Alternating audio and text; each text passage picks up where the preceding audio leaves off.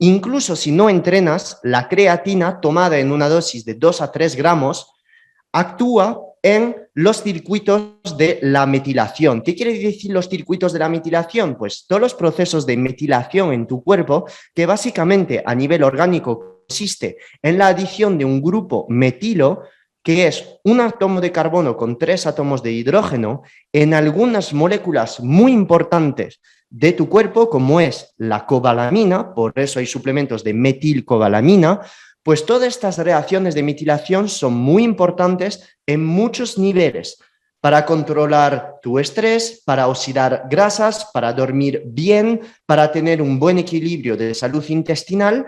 Todos estos procesos de metilación son muy importantes y por eso se hacen test genéticos para ver si tienes mutaciones a nivel de genes, como por ejemplo es el gen MTHFR, que codifica para una enzima responsable de metilar a moléculas. Entonces, hay personas que tienen un déficit de la expresión de esta enzima por tener mutación en este gen MTHFR.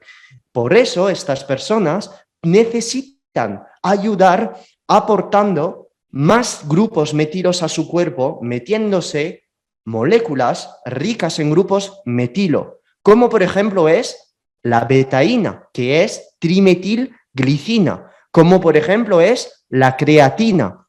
¿Se entiende? Entonces, la creatina no solo es para rendimiento deportivo, sino también para todas estas reacciones relacionadas con la metilación. Además, la creatina ha demostrado actuar sobre receptores a nivel cerebral, que son los receptores NMDA, N-metil-D-aspartato. ¿Y qué quiere decir esto? Pues esto quiere decir que la creatina es un agonista alostérico de estos receptores que va a tener un efecto antidepresivo sobre tu cerebro, sobre tu ánimo. La depresión se puede deber a varias teorías, se puede deber a varios desequilibrios en neurotransmisores. La gran mayoría de veces las teorías que explican la depresión son las que demuestran el déficit de serotonina, el déficit de dopamina y otras son el déficit del GABA. El GABA es un aminoácido neurotransmisor cerebral que está en equilibrio con el glutamato. Este glutamato, cuando está en demasiada alta cantidad en el cerebro, por no estar metabolizado correctamente en GABA, pues va a actuar en receptores NMDA y va a hacerte más ansioso porque es un aminoácido muy excitante. Es el que crea mucha ansiedad, mucha actividad. La creatina lo que va a hacer es participar a una mejor actuación, a un mejor efecto del GABA sobre su receptor, desplazando las altas cantidades de glutamato. Entonces, la creatina tiene un impacto antidepresivo, tiene un impacto sobre las reacciones de metilación y luego tenemos el impacto sobre la creación de ATP. Lo repito, la creatina monohidrato aporta grupos fosfato que van a ser los responsables de la síntesis de ATP a partir de su molécula precursora que es la adenosina difosfato, ADP. 2-fosfato, la creatina da su fosfato para crear el ATP, que es como la moneda energética de tu célula. Tu cuerpo necesita energía, tus músculos necesitan energía para contraerse. Tú es como si le das un billete y este billete es el ATP. El ATP se forma gracias a la creatina, que no es un suplemento tóxico o químico para los principiantes aquí. La creatina la produce tu cuerpo, pero cuando la das en exceso gracias a un suplemento o comiendo carne roja, pues evidentemente vas a mejorar tu rendimiento deportivo, permitir más reacciones de metilación y si tienes un déficit en MTHFR, pues genial, y también tiene un componente antidepresivo. Lo que estoy contando no es magia. La parte antidepresiva de la creatina ha sido revisada ya muchas veces. Hay mucha evidencia científica y no en ratas y no en animales, en humanos. ¿Se entiende? Perfecto. La toma de creatina, 2 a 3 gramos al día, para su efecto nootrópico y antidepresivo es ideal. Para rendimiento deportivo, con 0,1 gramo por kilo de peso, es ideal también. Hay fases de carga que se han hecho de moda en los años 70. Yo no pienso que sea necesario. Muchas personas dicen que es inútil. Hay otras personas que siguen haciéndolo desde un punto de vista farmacodinámico y farmacocinético. Yo no lo veo porque básicamente, en mi opinión, la creatina produce muchas molestias gastrointestinales. Meterte 25 gramos de creatina durante 10 días, básicamente, si no estás acostumbrado, va a pasar igual que una alta toma de agua de mar o de sal o una alta toma de vitamina C. Molestias gastrointestinales que va a hacer que vas a absorber menos, y al absorber menos, pues obviamente vas a tener efectos negativos, todo lo que no quieres desde la creatina. La creatina, si estás haciendo 2 o 3 días de sprint a la semana, entrenamiento de fuerza, yo es que la veo casi obligatoria, porque si no la metes estás como perdiendo un bloque para mejorar tu rendimiento deportivo. Muchas personas se suelen quejar de la retención de líquidos o un velo que se puede formar por encima de los músculos durante la toma de creatina. A nivel fisiológico, no tendría que pasar esta retención de líquido entre la piel y el músculo. No tendría que pasar. La creatina se absorbe dentro del músculo, retiene agua dentro. No tendría por qué pasar. En el caso de que esto pasara, entonces disminuye la la cantidad de creatina. Si sigue pasando, cambia la marca de creatina. El sello Creapure es lo que tienes que ver para la toma de creatina. Es el más revisado de todo, súper famoso, monohidrato Creapure. Si la Creapure te induce este vello sobre la piel que te encuentras retenido, cambia de creatina, usa otra. Creatina Crealcalin se ha puesto de moda un montón de meses y al final, en muchos estudios, en nada ha demostrado superioridad frente a la creatina monohidrato, ni tampoco la creatina hidroclórido, que es esta la que te recomendaría. La creatina hidroclórido la puedes tomar en una cantidad dividida por 2, comparando con la cantidad que tomarías de creatina monohidratos. Por ejemplo, si tomas 5 gramos de creatina monohidrato, pues tomaría 2,5 gramos de creatina hidroclórido. Y ha demostrado en algunos estudios pues, tener una más alta biodisponibilidad y mejor tolerancia gastrointestinal. Yo durante muchos años he estado tomando esta creatina hidroclórido y tengo que ser sincero, la he tolerado muchísimo mejor que la creatina Creapure. He vuelto a tomar creatina recientemente porque, como sabéis, estoy en fase de ganancia de masa muscular ahora. Estoy con más calorías, más carbohidratos y un entrenamiento súper bien pautado. Voy a ser sincero, lo noto.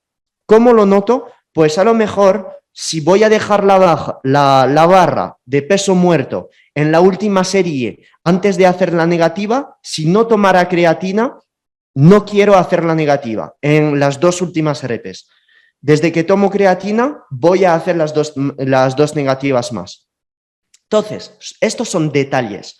Obviamente, si tu nutrición es una basura, que tu sueño es una basura y tu estilo de vida, como dice mi amigo el Dr. Biter, es una mierda, pues obviamente la negativa no la vas a hacer. La creatina no es testosterona, ¿ok? Sigue siendo un suplemento, pero cuando te conoces bien y lo tienes más o menos todo cuadriculado, lo notas, sabes verlo. Pues yo lo veo así. Hay otras personas que lo van a ver de otra manera. Al tener la creatina un efecto antidepresivo, pues a lo mejor también durante el día, en vez de estar mirando el cielo, dándole vuelta a las cosas, pues no lo voy a tener.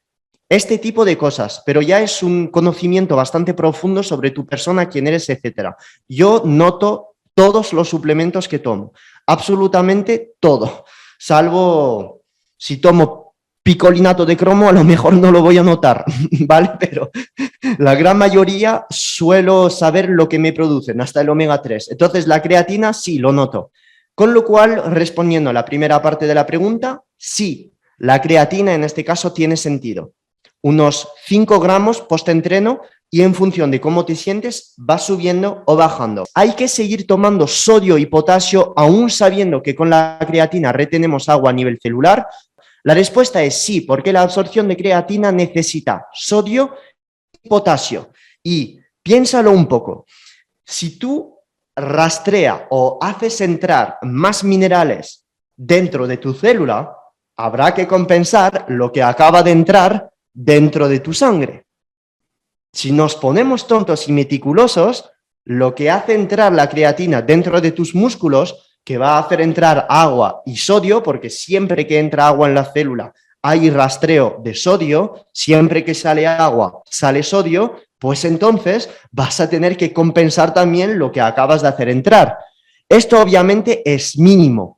No son 3 gramos ahí de sodio que van a entrar a tu célula y vas a tener una hipoglucemia bárbara justo después de tomar creatina, aunque en algunas personas lo puede producir. De hecho, está relacionado con los minerales. Pero esta cantidad de creatina que tomas, si rastreas minerales dentro de tu célula, pues tendrás que reponer. Obviamente, los minerales dentro de tu sangre no solo dependen de la cantidad de creatina que vayas a tomar, pero no es porque tomes creatina que tengas que bajar la cantidad de minerales que estás tomando. Y de hecho, si haces deporte, tienes que tomar más minerales todavía. En 1 hora de deporte, 1 hora en una temperatura ambiente normal, pierdes 1 gramo de sodio, pierdes unos 100 microgramos de iodina, 150 miligramos de potasio. En temperaturas altas, hasta 600 microgramos de cromo. O sea, toda esta pérdida de minerales, el magnesio muy poco, 20, 30 miligramos. Esta pérdida de minerales solo por hacer ejercicio, 1 hora de ejercicio solo, si haces menos, pues haces el cálculo. Imagínate si no la repones. Imagínate si no la repones. Estás viviendo en una energía que no es la óptima. No he hablado de calorías ni de cargos, proteínas y grasas. He hablado de minerales. Entonces, obviamente, si haces deporte, tienes que cuidar esta ingesta de minerales. Este sodio, lo he hablado recientemente en mis stories, en muchos live. Si haces deporte, tiene que estar en unos 4-5 gramos mínimo. Y si haces dieta cetogénica, subiría hasta 6 gramos al día. Esto es una cantidad de sal de unos 12 gramos al día, 13 gramos.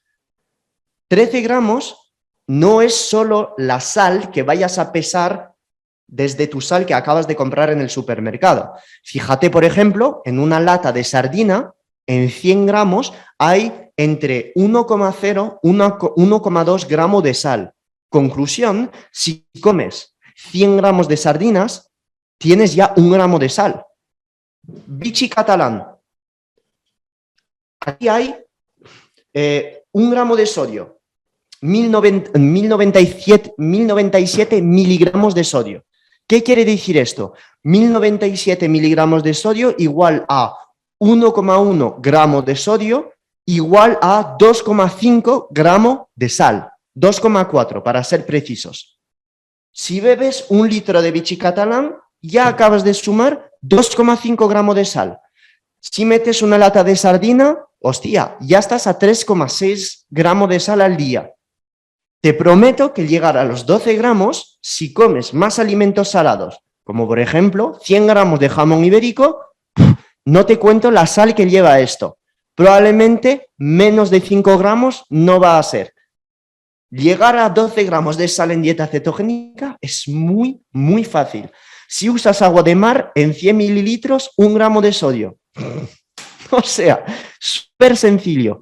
Y si haces deporte, ayuno intermitente, dieta cetogénica, pues verás que subiendo la cantidad de sodio va a resultar en una mayor energía, mejor contracción muscular, mejor pensamiento, mejor foco mental. Cuando digo mejor pensamiento, más ánimo, vas a dar menos vueltas a las cosas con minerales. No he hablado de calorías, de proteínas, de grasas, de suplementos, minerales. ¿Bien? ¿Se entiende esto? Entonces, no. Si haces dieta cetogénica y low carb y tomas creatina, no bajaría absolutamente nada la toma de potasio y de sal. No lo bajaría. El potasio, de hecho, si haces keto low carb, ayuno, entrenamiento, tiene que estar por encima de 3. La cantidad de potasio para que esté por encima de 3 es bastante complicado. Es bastante complicado porque si no tomas verduras y haces una dieta puramente carnívora, vas a tener sí o sí que suplementarte o intentar aumentar las concentraciones de potasio con otras herramientas, que es estar metiendo más magnesio en tu dieta. Entonces, todo esto lo vamos a hablar en el curso, ¿ok? No te quiero ahí presionar. Tú, si tienes el sodio controlado, la gran mayoría de veces el calcio, el magnesio, el potasio está controlado también. Si cubres el sodio, estos tres demás, el magnesio, el calcio y el potasio, se equilibran muchísimo más fácilmente. Si estás en déficit de sodio, por cualquier razón, porque no has metido sal, no bebes aguas mineralizadas, no usas agua de mar, comes low salt, haces muchos entrenamientos, pues obviamente vas a perder por un tubo magnesio, por un tubo potasio, por un tubo calcio. Y es aquí donde vienen los problemas de acidez, que tu cuerpo tira de hueso para alcalinizar, etcétera, etcétera. Entonces, si tienes que focalizarte en un solo mineral, te metes en el sodio, cubres los mínimos 4 gramos al día, metiendo 12 gramos, 13 al día, y ya está. Tienes esto ya cubierto y te quitas un montón de mierdas. El magnesio es el segundo más fácil por cubrir. Con un suplemento de magnesio de cualquier tipo, que sea, malato, taurato, treonato, bisglicinato, estos magnesios van a llegar a tu sangre, tienen una biodisponibilidad muy alta, cubriendo el magnesio con un suplemento que puede ser una cápsula al día de 100 miligramos de magnesio elemental, ya lo cubres. Ya con estas dos cosas has hecho un montón de cosas, ya tienes muchas cosas cubiertas. Y el tema del yodo lo puedes cubrir si no comes ningún tipo de crustáceos, moluscos, pescaditos, con sal yodada. Con sal yodada. 3,5, 4 gramos de sal yodada al día, ya tienes 150 microgramos de yodo. Que sepas que el yodo, en una hora de ejercicio, pierdes como 100 microgramos de yodo. 100 microgramos. Y luego la gente se queja que hace dieta ceto y ayuno, pero para eso estáis en mis cursos, para no sufrir hipotiroidismo por déficit de yodo. Porque puedes hacer dieta ceto perfecto, ayuno perfecto, entreno perfecto y tener hipotiroidismo a pesar de cubrir tus calorías porque no tienes yodo en tu dieta. O por no comer pescaditos azules, o por no comer crustáceos, alimentos del mar, o no usar sal yodada.